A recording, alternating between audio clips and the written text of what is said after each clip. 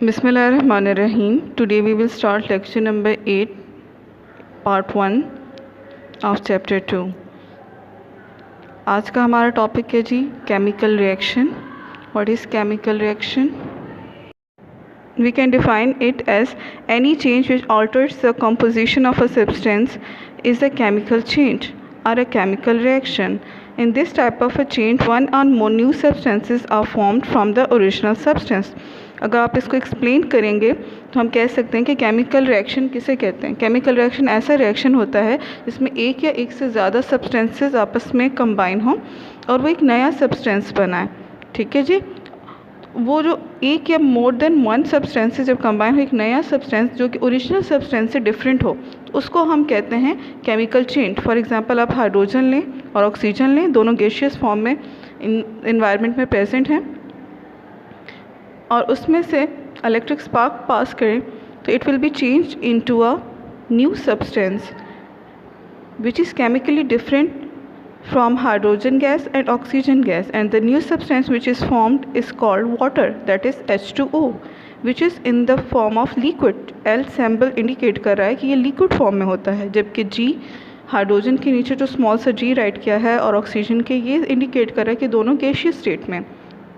तो chemical reaction क्या हुआ और केमिकल रिएक्शन किन चीज़ों पे बेस करता है या वो कौन सी चेंजेस हैं जो इस प्रोसेस के अंदर हम ऑब्ज़र्व करते हैं कि केमिकल चेंज या chemical reaction is taking place. What are the changes which are taking place during the chemical reactions? First, gases evolve. यानी अगर हम किसी भी रिएक्शन के अंदर देखें कि गैस इवॉल्व हो रही है तो हम कह सकते हैं कि ये केमिकल रिएक्शन हो रहा है। ठीक है। इसके अलावा कुछ और चीज़ें हैं अगर वो होती हैं या it happen during the chemical reaction, like कोई भी दो सब्सटेंसेस अगर कंबाइन हों वो एक सॉलिड सब्सटेंस बना लें तो तब भी हम कहते हैं कि एक केमिकल रिएक्शन टेक प्लेस हुआ है। इसके अलावा अगर हम ऑब्ज़र्व करें कि जो दो चीज़ें कंबाइन हुई और नई चीज़ या नया सब्सटेंस बना उसका कलर इनिशियली दो चीज़ों से डिफरेंट है तो again we can say the chemical reaction is taken place. And if we observe temperature है उसमें चेंजेस आई है, यानी जब रिएक्शन हुआ दो सब्सटेंसेस कंबाइन हुए और उसने जो नया सब्सटेंस बनाया, for example initial temperature 50 degree था और फाइनल टेम्परेचर जो है जो नए सब्सटेंस का वो 100 डिग्री सेल्सियस है, तो ये भी ऑब्जर्वेशन भी शो करती है कि chemical reaction is taking place. इसी तरह अगर हमें लाइट स्पार्क्स नज़र आए, ठीक है, तो वो भी हम अगर ये एग्जिस्ट करता है लाइक चमक सी या रोशनी सी हम ऑब्ज़र्व करें किसी रिएक्शन में या दो चीज़ें जब कंबाइन हो नए सब्सटेंस बने तो उसको भी हम केमिकल रिएक्शन कहते हैं। तो ये तमाम चीज़ें हैं विच में happen during the chemical reaction. अब हम पढ़ते हैं टाइप की तरफ। फर्स्ट टाइप है decomposition reaction. What is decomposition reaction? अगर एक सॉलिड सब्सटेंस ब्रेक डाउन हो जाए इनटू स्मॉल पीसेस, यानी एक आप कह लें कोई भी एक चीज़ अगर छोटे छोटे टुकड़ों में तकसीम हो जाती है तो उसको हम कहते हैं डिकम्पोज होना, यानी एक कम्प्लेक्स चीज़ जो थी वो ब्रेक डाउन हो जाए और सिंपल छोटे छोटे पीसेस में डिवाइड हो जाए या सिंपल फॉर्म में चेंज हो जाए, तो this type of process is called decomposition. Concept of decomposition को समझने के लिए we can take some further example. If we take leaf for example, एक पत्ता ले लें, आप उसको सॉइल में बरीड कर दें यानी ज़मीन में दबा दें, तो क्या होगा? आफ्टर सम टाइम वो स्मॉल पीसेस में ब्रेक डाउन हो जाएगा और एट द एंड वो डिस्ट्रॉय हो जाएगा। It become the part of a soil. और ये पूरा का पूरा प्रोसेस तब कैसे होता है? किसी भी डिकम्पोजिशन या डिकम्पोजिंग बैक्टीरिया या फंजाई की वजह से हो सकता है।